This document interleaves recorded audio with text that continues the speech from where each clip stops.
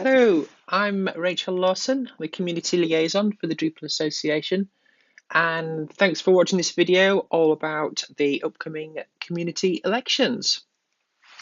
Well, okay, so first of all, I'd like to say a big thank you for even considering standing for election to the Drupal Association board.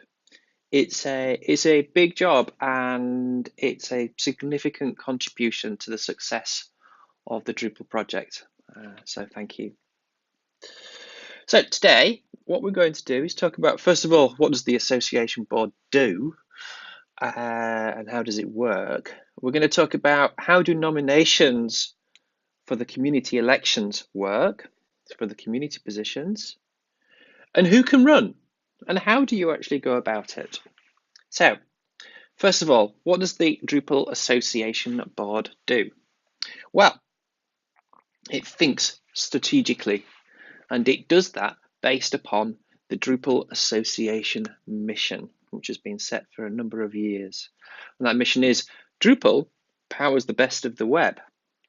The Drupal Association unites a global open source community to build and promote Drupal. Now, that's quite a big mission. So, who are the Drupal Association Board? Well, it's made up of three different types of director position. We have a position or a seat called the founding director, and this is a position that lasts 1 year, and it is then re-elected, and it can only be filled by the founding director, and that is Dries Bjartad. We have a number of class directors who serve for 3-year terms, and they are searched for and appointed by the board. And we're usually looking for people who have lots of relevant experience, both within Drupal and outside Drupal. So bringing people in from other open source projects to give us understanding of a wider open source world. And we then have the at-large directors.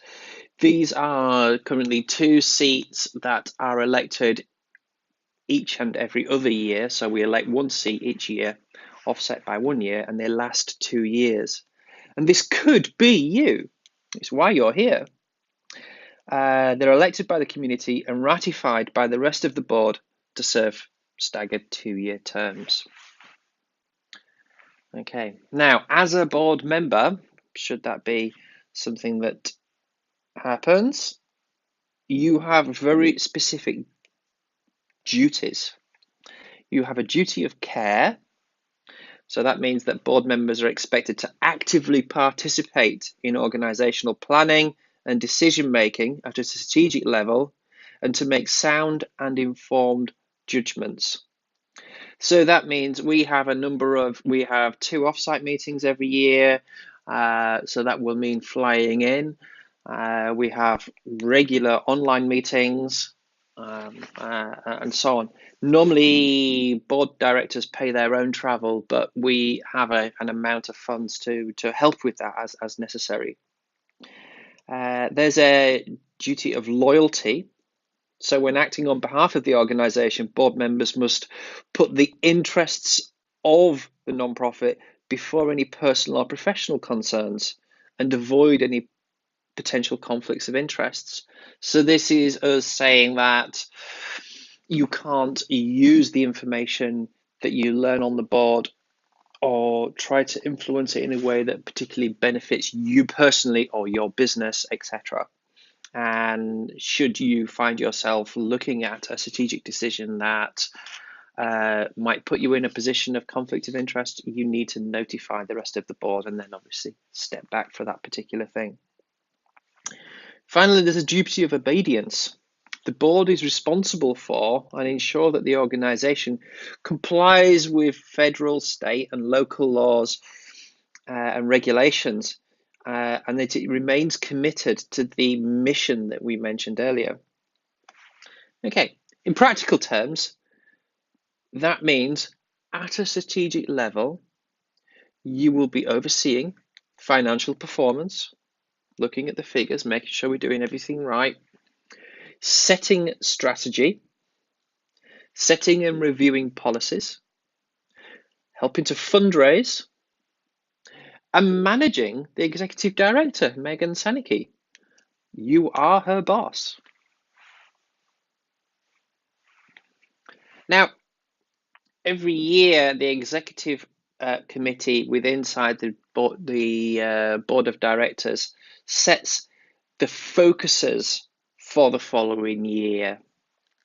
Now, it's worth going through these because this is the type of thing that you'll be looking at. So our focuses at the moment are around strengthening our sustainability of the Drupal Association, making sure we've got the money and the strength to actually make positive change for the Drupal project. We are looking at how we can grow Drupal adoption through our channels. So by that we mean things like DrupalCon and the Drupal.org website. And you will have seen the Promote Drupal initiative and things that have been advertised recently and talking of. So that they're all types of things along those lines, helping to grow Drupal adoption. We're also looking to evolve Drupal.org, continually improve that. There's lots of things been happening over the last few months, and there's lots we're looking at for the next few months. And how we continually improve DrupalCon and move that into the future.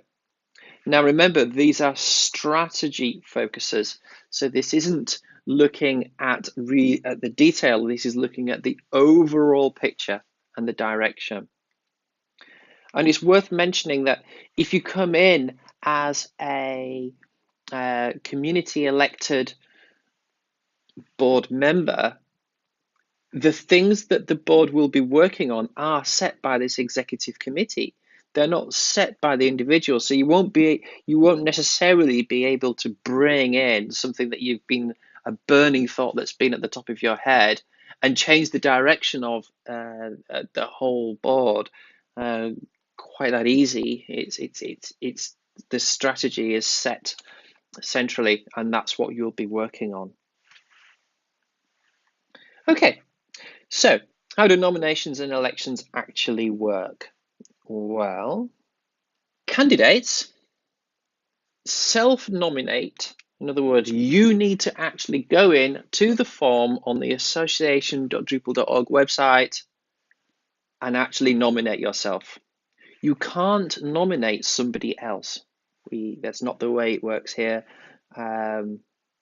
So you need to actually nominate yourself. Absolutely, if you feel that you want to speak to people and find out if people think that you're the right candidate, etc., or if you think there's a good candidate, go speak to them and say, hey, you should nominate. But the person who actually wants to be nominated needs to do the actual work themselves. Okay. Nominations are accepted during the short published time period, and I've got a slide of that later as to what the timescales are. It's only a very short time, and you'll be asked to share a short biography, who you are. You'll be asked to share a photo of yourself, which you'll be able to upload.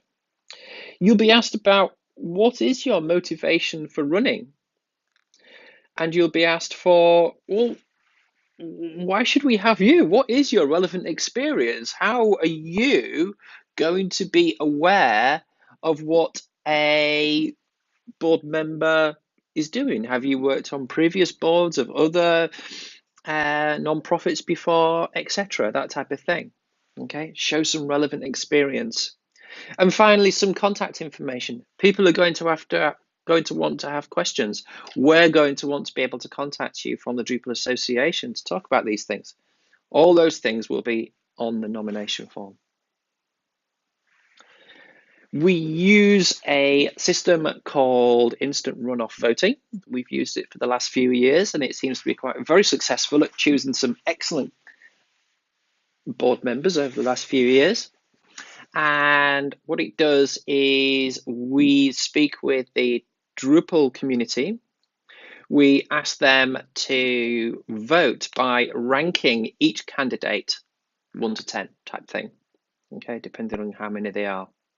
The voting itself to the main Drupal community will be open for about a week, and there's a very specific indication here of who's actually eligible to vote. So anyone who has a Drupal.org account who has been logged in during the past year and whose account was registered before nominations opened is eligible to vote. So you can't make, if an account hasn't been used for years, they won't be able to vote. And if someone starts making loads of accounts now, they won't work. Okay. Okay, well, who can run? Well, actually, anyone can run. Having said that, you stand a much better chance of being successful if you can demonstrate these things, because it's going to make your life easier as a Drupal association board member later. You're going to need, or you're going to benefit from having other board experience. Have you been somewhere where you have done this type of thing before? Not necessarily on the same scale as the Drupal Association, maybe on a smaller scale, but something to show that you can do this type of thing. Because you're working at the strategic level of the Drupal Association and the Drupal project overall, a lot of that is about finance and understanding finance and being able to read financial documents. Being able to do that is going to help you a lot. Also, if you can demonstrate that you have been involved in various Drupal community committees or working groups, etc., before, that's going to stand you in great stead. And also, have you actually done some strategic planning in the past and any policy development? Those things, being able to demonstrate those when you talk about your relevant experience, that will help you a lot. Okay, well, how do I run? Make sure you have read the mission statement that I mentioned earlier on, the bylaws, which will be indicated as well on the website, on the voting website, and the board member agreement. This is something that you're going to sign to say that I'm going to abide by all of these things and all of these duties that we've discussed here. And it goes into much more detail. Once you've read those things and you agree with them, you then nominate yourself on the nomination form. You'll complete the candidate profile page, and we would like you to create a 3-minute video for your candidate page, basically telling us who you are. Remember, not everyone knows everyone in the community. Lots of people in the US don't know people outside the US, or don't know people in Europe. People in Europe don't know people in India. Make sure we all know each other, yeah? And a 3-minute video really helps. People will be posting community comments on your page. It's very, very beneficial to you to give nice, clear answers to any questions that people have there. And go ahead, absolutely promote your candidacy. Get out there on social media, write blogs. Tell us what makes you the right person to have on the Drupal Association board to represent our Drupal community. Now, if you're doing this, you're going to have to do it quick, because nominations open on the 1st of June, not long, and they close on the 11th of June. Don't leave it till the last moment. Really, really, really don't leave it till then. Then, straight away on the 12th of June, we will start with some meetings. We will start with some online meetings called Meet the Candidates. So we'll make a place and advertise the times and places where people can go online and say hello to the candidates, ask them questions, etc. And we'll do that over a few days, 12th to the 29th of June. And we need to do that in different time zones as well, because Drupal is a global thing. It's a global phenomenon, and we need to make sure people all over the world can get to meet you. Then, once the Meet the Candidates is completed, on the 2nd of July, voting will open. That will be open for a few days, And once it closes and we have the votes, we will do some magic to make sure that the votes are ratified. We will take that to the current Drupal board, who will ratify the proposed new member, make sure that they've got everything in place and there's no problems there. And the winner will be announced on the 25th of July at the board meeting and in a blog post. So it will all be there. And then you'll be in. Good luck. Thank you for listening to this. I've kept this as short as possible, but I'm very keen to be able to answer as many questions from any of you who are thinking of nominating themselves as possible. I will find out answers for you if you just post them to me either by email or Twitter, or finding me in person at any of the events that are taking place soon. Good luck, and thank you, because as I say at the start, this is a big deal. This is a big deal to the community, having people on the board, making sure that we make the best of what we've got. Thank you.